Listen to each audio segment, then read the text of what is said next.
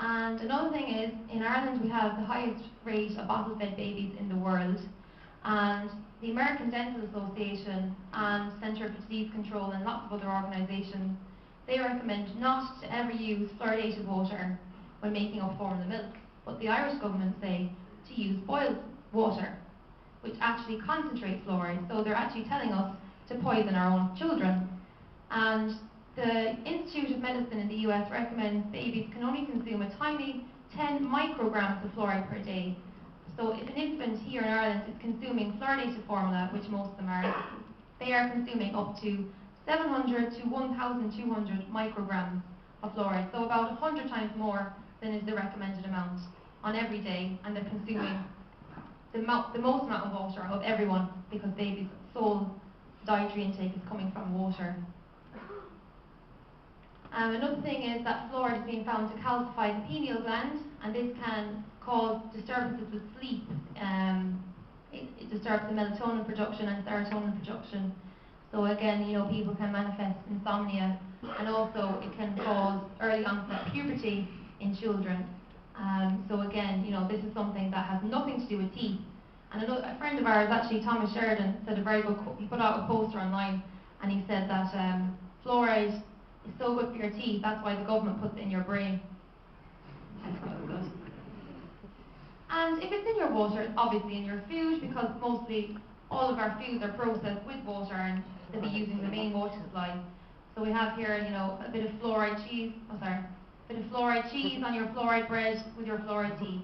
So again, fluoride is in our water at this optimal level that they claim, but it's in everything basically. So it's uncontrolled amounts of fluoride we're getting. And again, if you are a heavy water drinker like I am, I drink like a fish, you're going to be overdosing. These were maps that came out, and we basically just reproduced them. They're coming from the National Cancer Registry of Ireland, and these were like 3 of 15 maps. And just to explain the colours, basically the purple is twice the national average, so it's like double the level, and then the green then is going to half that. So in Ireland anyway, it found that all the rates of cancers, we have almost 50% higher than the north of Ireland, in some cases 60% higher.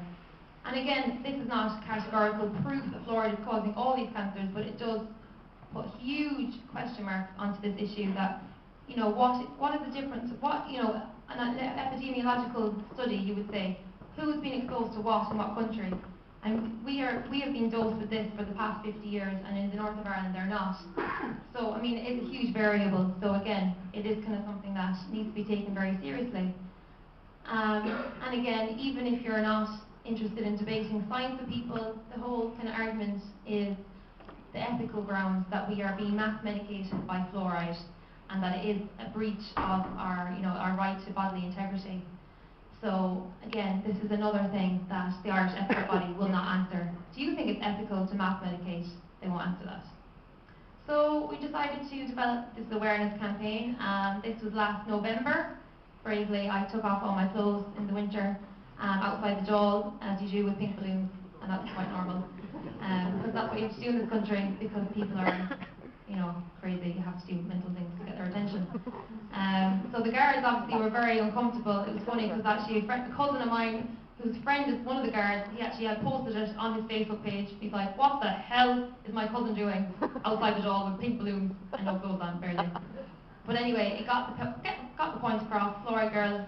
And then we had one last week, and we had Aidan Killian stripping off and everything. Out on Grafton Street. There's my mother dressed as the Pink Panther, because she's also as mad as I am. The whole thing was we actually got great coverage on that day. We got coverage from RTE and everything from their Radio 1. So again, it was a photo call to get information out, and we put out loads of leaflets, and we actually had 1,200 hits on our website that day just from doing that on the street. So again, it was a very great positive kind of action. And here's me with the girls against fluoride. There are 2 other girls, so they've joined the gang now again as well. And that was us, the group of us outside the Dáil. And I've done a number of things, like rolled the fluoride free. People thought I was rolled to Florida and were congratulating me.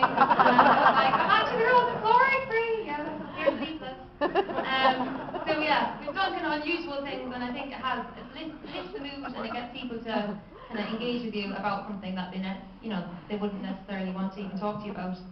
So again, it has been very successful, and we've got huge support through social media.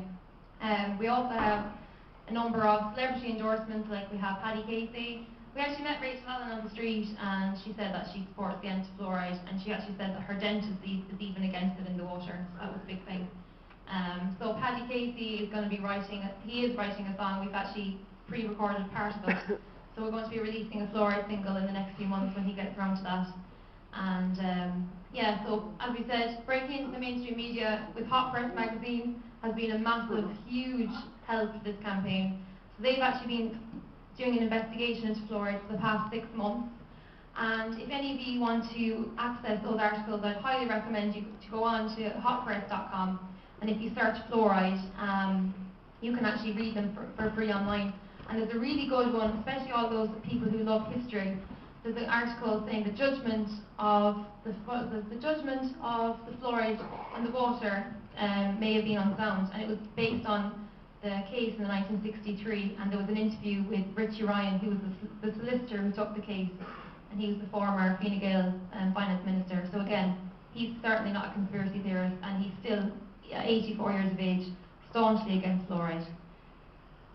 So Adrian Murphy is the hot press journalist, and she's continuing to uncover the absolute horrors of this policy. So there's an issue that's out in the shops right now, and I'd really recommend you all get it. It's money well spent, and just to share the articles around, especially with people who don't believe, I think it's a really powerful tool, because when you hear the real story and the context of this issue, it makes much more sense. And my mom, who's in the audience, she is a school teacher, and she's probably the best revolutionary teacher I know. She was working with a group, and they call themselves Little Miss Fluoride Fighters, and they made a lovely puppet show about fluoride, and it was absolutely incredible. They got money to go to primary schools and secondary schools around the country, and the lines in it were absolutely priceless. They had like the man from the HSC, "Oh, man for the HSC, what water did you drink?" And he's like, "Only filtered water for me. All this discrimination just has to stop." Because actually, in the Dáil, they actually have water filters. They have the reverse osmosis filters that filter out the fluoride. So again, any questions about whether you think people are ignorant to this issue, you can just, concentrate on that point. So David Norris is another supporter of the campaign. He's very good. And what's next is I will be taking a High Court case to basically follow in the steps of Gladys Ryan, and we are set to file the papers to the High Court at the end of this month. So I'll be releasing a day to try and get a good publicity day set around that. I have a legal team that are part of the guys that you don't like, but again, they are nice people and they're happy to work pro bono, so no money passing on to them. I will have to raise money to bring over expert witnesses, because the case will be set to go through next year, so I will have to bring over experts from America and Canada and various countries around the world. So we will be actually releasing we are making a naked calendar for the Girl Against Fluoride campaign. We've got some models, and maybe Aidan Killian is going to be in it as well, potentially. And anyone else who wants to be brave and take off their clothes. We won't actually, it'll be covered, it'll be nice. So we're going to sell that as well. Yeah, and we're going to be doing a fundraiser gig sometime this year with Paddy Casey and Monday. That will be taking part in Dublin. So again, this is all money that will be going towards the fund to bring over experts. And in the meantime, I need people to spread the word and to make this well known, because obviously it is a huge issue, and especially when people are battling with things like bank debt and crises in their own lives. I think you need to be really healthy in yourself, and I've met people that told me that they didn't think fluoride was an issue that affected them until they weren't feeling well, and they actually eliminated it from their diet and they started feeling better. And again, we're getting so much contact to the website with people who had thyroid problems and fatigue and low energy and depression, all these kind of things. And when they stopped using the fluoridated water, they actually started to improve. So again, if any of you are suffering with these things, or you know anyone who is, it is something that I recommend. And if you don't have the financial means to install filters, you can get the water which is in Lidl. Glen, which has been tested by Declan. He's tested all the waters in Ireland, and he found that's the safest water. So so I'd really recommend people to stop using fluoridated water. So yeah, please support us on the campaign. You can find us on thegirlagainstfluoride.com and on Facebook, The Girl Against Fluoride, and Twitter. So so any questions, probably at the end. I'll hand you over to Adrian.